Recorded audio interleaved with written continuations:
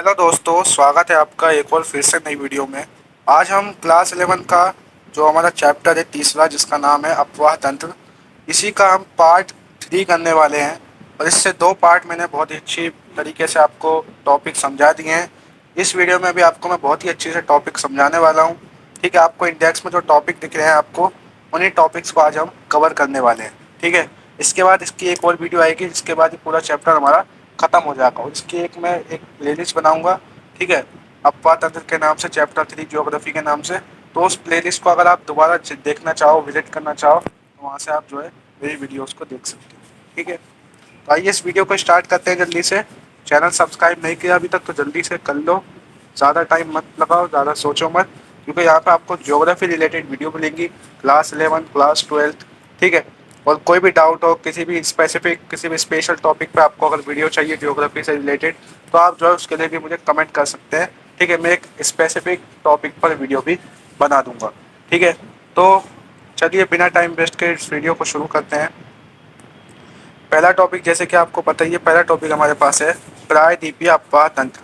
प्रायद्वीपीय अपवाह तंत्र, इससे पहले हमने अपवाह तंत्र कौन सा पढ़ा था? हिमालय अपवाह तंत्र। ठीक है, इससे पहले हमने हिमालय अपवाह तंत्र को पढ़ा था। आज हम प्रायद्वीपीय अपवाह तंत्र पढ़ने वाले हैं, क्योंकि मैंने आपको बताया था ये दो प्रकार के होते हैं। ठीक है, तो पहला प्रकार हमने पढ़ लिया इससे पहले, अब ये दूसरा प्रकार हमारे पास है। ठीक है, तो आइए इसको जल्दी से पढ़ते हैं और समझते हैं। तो पहला पॉइंट देख लेते हैं क्या है, कि यह हिमालय अपवाह तंत्र से पुराना है। ठीक है भाई, एक हिमालय अपवाह तंत्र जो मैंने आपको पढ़ाया था, ठीक है, तो उस हिमालय अपवाह तंत्र से ये प्रायद्वीपीय अपवाह तंत्र कैसा है? पुराना है। ठीक है, यानी यहाँ पे पहले से नदियाँ बहती हैं। जो प्रायद्वीपीय अपवाह तंत्र है, उस अपवाह तंत्र की जो नदियाँ हैं, ठीक है, वो नदियाँ बहुत ही पुरानी है। ठीक है, अब इसका सबूत क्या है? क्योंकि यहाँ की नदियाँ, यानी प्रायद्वीपीय अपवाह तंत्र की जो नदियाँ हैं, वो घाट, उनकी जो घाटियाँ हैं, ठीक है, यहाँ की नदियाँ जो है, या नदी घाटियाँ जो है, वो कैसी हैं? चौड़ी हैं। ठीक है, और नदी प्रवण अवस्था में बहती है। अब देखिए इसका सबूत ये है, क्योंकि यहाँ की जो नदी घाटियाँ वो कैसी हैं? चौड़ी हैं। आपको अच्छी तरीके से मालूम होगा, ठीक है, क्योंकि मैंने ये पहले के चैप्टर्स में भी बताया है कि नदी की जो घाटी होती है, वो जितनी चौड़ी होगी, जितनी गहरी होगी, वो इस बात का सबूत है कि वो जो है नदी उतनी ही पुरानी है। ठीक है, बात आ गई समझ में? और नदी प्रवण अवस्था में बहती है। ठीक है, नदी प्रवण अवस्था में यानी नदी मैदानों में बहती है। एक होती है युवा अवस्था, यानी युवा अवस्था का मतलब होता है कि नदी पहाड़ों में बहती है। ठीक है, प्रवण अवस्था का मतलब होता है कि नदी मैदानों में बहती है। तो नदी जो है यहाँ पे प्रवण अवस्था में बहती है, यानी मैदानों में बहती है। इसका मतलब ये है कि वो जो पहाड़ है, वो पहाड़ घिस घिस के अपरदन की प्रक्रिया से वो जो है वो पहाड़ मैदानों में बदल गए हैं। दूसरा पॉइंट है कि प्रायद्वीपीय नदियाँ पश्चिम से पूर्व की ओर बहती हैं। ठीक है भाई, जो प्रायद्वीप की नदियाँ हैं, ठीक है, वो नदियाँ कैसी हैं? कौन सी दिशा में बहती हैं? पश्चिम से यानी कि बंगाल की खाड़ी में अपना जल विसर्जित करती हैं। तीसरा पॉइंट देख लेते हैं, प्रायद्वीप के उत्तरी भाग में प्रमुख नदियाँ। देखिए अब कौन कौन सी नदियाँ हैं? चंबल है, बेतवा है, सिंध है, केन है, ये कुछ नदियाँ हैं। और भी बहुत सारी नदियाँ हैं, जैसे महानदी हो गई, गोदावरी हो गई, कृष्णा हो गई, कावेरी हो गई। ये सारी जो है प्रायद्वीपीय अपवाह तंत्र का हिस्सा है। और ये बारहमासी नदी नहीं है। ठीक है, यानी इनमें जो है पूरे साल पानी नहीं रहता। ठीक है, जबकि जो हिमालय अपवाह तंत्र की नदियाँ थी उसमें पूरे साल पानी रहता था, ये मैंने आपको बताया था। तो इसका कारण क्या है कि हिमालय अपवाह तंत्र की नदियाँ जो है उसमें पूरे साल पानी रहता है, और यहाँ की नदियों में पूरे साल पानी नहीं रहता? तो इसका कारण क्या है? इसका कारण ये है क्योंकि हिमालय अपवाह तंत्र में जो नदियाँ हैं ना, उन नदियों को जल दो दो जगह से प्राप्त होता है। उन नदियों को, जो हिमालय अपवाह तंत्र का हिस्सा है, उन नदियों को दो जगह से पानी मिलता है। एक तो उन्हें जब ग्लेशियर पिघल जाते हैं तो उनसे पानी मिल जाता है। दूसरा, जो वर्षा होती है, ठीक है, बारिश होती है, ठीक है, वहाँ पे बारिश क्योंकि ज़्यादा होती है उस इलाके में, ठीक है, तो बारिश से भी उन्हें जो है पानी मिल जाता है। ठीक है, जब मानसून आता है तो मानसून से भी उन्हें पानी मिल जाता है। लेकिन ये जो प्रायद्वीपीय अपवाह तंत्र है, यहाँ पे पानी बारहमासी नदी नहीं है, क्योंकि यहाँ पे जो है एक तो बारिश बहुत कम होती है। ठीक है भाई, जब मानसून लौट रहा होता है ना, तो उसी से जो है हल्की फुल्की जो है बारिश हो जाती है। ठीक है, मेनली यहाँ पे बारिश नहीं होती, इस वजह से यहाँ पे पानी भी कम ही रहता है। ठीक है, अब जो इसकी नदियाँ हैं, प्रायद्वीप की नदियाँ, तो उन नदियों के बारे में हम पढ़ने वाले हैं। तो पहली नदी हमारे पास है महानदी। ठीक है, महानदी एक नदी है। ये नदी रायपुर जिले में सिहावा पठार से निकलती है। ठीक है भाई, ये नदी कहाँ से निकलती है? सबसे पहले इसका उद्गम स्थल देखो। रायपुर जिला जो है छत्तीसगढ़ में है। छत्तीसगढ़ का रायपुर जिला है। उस जिले में से जो है, उस जिले में क्या है, एक पठार है जिसका नाम है सिहावा पठार। क्या नाम है बेटा उसका? सिहावा पठार। उस सिहावा पठार से ये जो है नदी, महानदी निकलती है। दूसरा पॉइंट है, ओडिशा से बहती हुई अपना जल बंगाल की खाड़ी में विसर्जित करती है। यानी ये कहाँ, कौन से राज्य से बहती है? जो हमारा उड़ीसा है, उड़ीसा वाले राज्य में ये बहती है। और फिर बहते बहते जो है अपना जो पानी है वो कहाँ पे गिराती है या कहाँ पे विसर्जित करती है? बंगाल की खाड़ी में। ठीक है। इसकी लंबाई 851 किलोमीटर है। इसकी लंबाई कितनी है बेटा? 851 किलोमीटर। अगर इसके क्षेत्रफल की बात की जाए तो 1.42 लाख वर्ग किलोमीटर। क्षेत्रफल का मतलब ये है कि वो जो नदी है, महानदी, वो कितने क्षेत्रफल में फैली हुई है। तो इसका जो क्षेत्रफल है वो कितना है? 1.42 लाख वर्ग किलोमीटर। इसके निचले भाग में नौ संचालन भी होता है। ठीक है, यानी इसका जो निचला भाग है वहाँ पे नाव वाव चला लो। ठीक है, तो हो जाता है ये। तीसरा है गोदावरी। सॉरी, दूसरी जो नदी है हमारे पास, दूसरी है गोदावरी नदी। ठीक है, यह सबसे बड़ी नदी है। ठीक है, याद रहेगी ये बात। जो प्रायद्वीप की नदियां हैं उनमें सबसे बड़ी नदी अगर है तो वह है गोदावरी नदी। ठीक है, और इसे दक्षिण गंगा भी बोला जाता है। ठीक है, इसे दक्षिण गंगा भी बोला जाता है। एग्जाम में कई बार पूछ लिया जाता है कि दक्षिण गंगा किसे बोला जाता है, तो दक्षिण गंगा इसी को बोला जाता है, गोदावरी नदी को। ठीक है, इसको आपको याद रखने में भी आसानी है।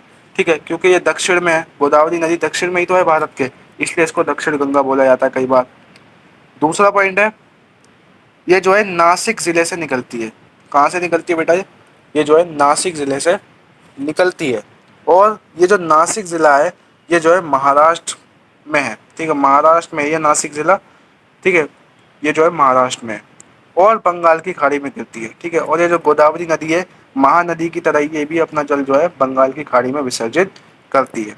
इसकी लंबाई देखिए, क्योंकि मैंने आपको बताया सबसे बड़ी नदी है, इसीलिए इसकी लंबाई कितनी है? 1465 किलोमीटर। जबकि महानदी की कितनी थी? 851 किलोमीटर। इसका क्षेत्रफल देखा जाए तो इसका क्षेत्रफल भी ज़्यादा होगा, 3.13 लाख वर्ग किलोमीटर, यानी कि 3,13,000 वर्ग किलोमीटर इसका क्षेत्रफल है। यानी इतने बड़े क्षेत्रफल में ये नदी फैली हुई है। अगर इसकी सहायक नदियों की बात की जाए तो इसकी सहायक नदी पेन गंगा, इंद्रावती, मंजरा और प्राणहिता, ये इसकी कुछ सहायक नदियाँ हैं। अगली नदी हमारे पास है जो मुख्य नदी है, कृष्णा नदी। ठीक है, और ये जो है प्रायद्वीपीय नदियों की मैं आपको बता दूं दूसरी सबसे बड़ी नदी है। यानी गोदावरी के बाद अगर सबसे बड़ी नदी है अगर कोई है तो वो कृष्णा नदी है। ठीक है, और ये जो है सह्याद्री में महाबलेश्वर के निकट निकलती है। तो ये जो सह्याद्री है ये महाराष्ट्र में जगह है। दूसरा पॉइंट देखिए, इसकी लंबाई 1401 किलोमीटर है। ठीक है, इसकी ये लंबाई है क्योंकि ये दूसरी सबसे बड़ी नदी है।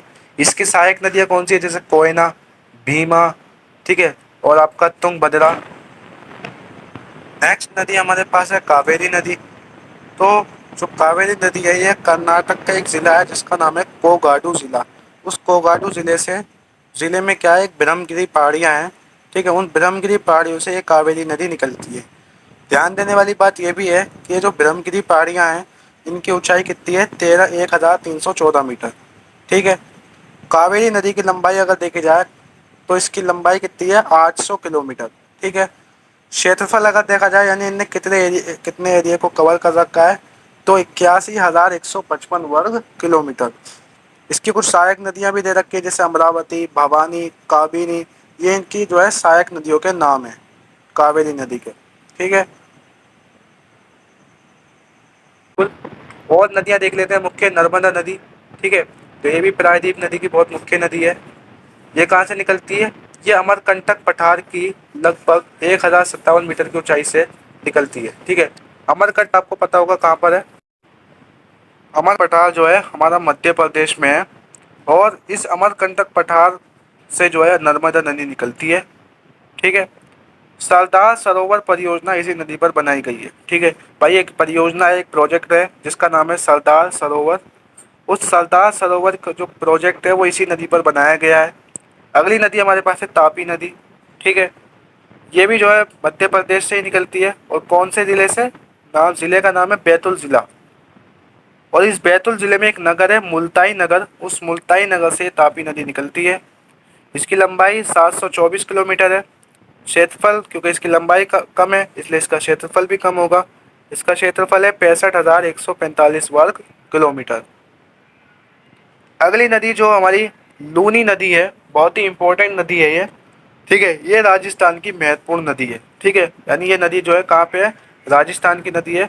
और ये कहाँ से निकलती है, अरावली पहाड़ियों से निकलती है। ठीक है भाई, आप चित्र में देख सकते हो ये अरावली पहाड़ियाँ हैं, यहाँ से नदी निकलती है। ये दो नदी सरस्वती और सागरमती से बनी है। ठीक है भाई, ये जो लूनी नदी है ये दो नदियों से मिलकर बनी है। एक का नाम है सरस्वती और एक का नाम है सागरमती। इन दो नदियों से मिलकर बनी है लूनी नदी। अगला पॉइंट है कि ये कच्छ के रन में गिरती है। भाई, जो कच्छ का रन गुजरात में है, उस कच्छ के रन में ये जो है नदी अपना जल विसर्जित करती है। अब अगला पॉइंट हमारे पास है पश्चिम की ओर बहने वाली कुछ छोटी नदियां देख लेते हैं जो पश्चिम की ओर बहती है, यानी कि अपना जल अरब सागर में या और वहाँ पे जो झीलें वीलें हैं वहाँ पे गिराती हैं। तो पहली नदी, छोटी नदी जो है, ये सारी छोटी नदियाँ हैं। ठीक है, आपको जो मेन फोकस रखना है बड़ी बड़ी नदियों पर रखना है।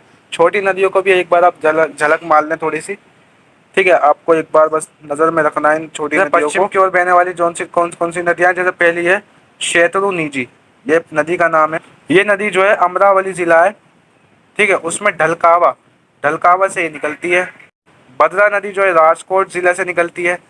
ढाढर नदी है, ये जो है पंचमहल जिला है वहाँ से निकलती है। साबरमती और माही, ये जो है गुजरात की कुछ प्रमुख नदी हैं। ठीक है, वैतरना नदी, एक नदी का नाम है वैतरना, ये जो है त्रिम्बक पहाड़ियाँ हैं। ठीक है, उन पहाड़ियों से निकलती है। और नदी जैसे कालिंदी नदी है, ये जो है एक बेलगांव जिला है, उस बेलगांव जिले से निकलती है। ठीक है, और करवाड़ की खाड़ी है वहाँ पे ये मिल जाती है। इसी तरीके से एक है बेदती नदी, बेदती नदी जो हुगली से निकलती है, हुगली। ठीक है, शरावती नदी, शरावती नदी ये कहाँ से निकलती है, कर्नाटक का एक शिमांगा जिला है, शिमांगा, शिमोगा, शिमोगा जिले से निकलती है। अब देखिए कुछ एक इम्पोर्टेंट पॉइंट आ जाते हैं, जैसे गोवा की प्रमुख नदी। तो गोवा की दो प्रमुख नदी हैं, एक का नाम है मांडवी और एक का नाम है जुआरी। ये दो नदियाँ जो है गोवा की प्रमुख नदी हैं। और ये जो है ये सारी नदियाँ जो मैं आपको बता रहा हूँ, ये सारा जो है पश्चिम की ओर बहती हैं। ठीक है, लास्ट देख लेते हैं जल्दी से केरल की नदियाँ में कुछ, जैसे भरत पूजा जो अन्नामलाई पहाड़ी में, एक नदी है पेरियार और एक नदी है पाम्बा। तो ये जो है केरल की नदियाँ हैं और ये जो है पश्चिम की ओर बहती हैं। अब देख लेते हैं जल्दी से पूर्व की ओर बहने वाली कुछ छोटी नदियाँ, जैसे स्वर्ण रेखा, वैतरणी है, ब्रह्मणी है। ठीक है, वामसाधारा, पेन्नर, पालार, वेगाई, ये सारी नदियाँ जो है पूर्व की ओर बहती हैं। तो ये वीडियो जो है यहीं पर ही एंड होती है। ठीक है, उम्मीद करता हूँ आपको वीडियो अच्छी लगी होगी। अगर आपको वीडियो अच्छी लगी हो तो वीडियो को लाइक करना ना भूलें और चैनल को सब्सक्राइब कर लीजिए अगर नहीं करा तो, और बेल आइकन को ऑल पे प्रेस भी कर लीजिए। मिलेंगे एक और वीडियो में, तब तक के लिए अलविदा।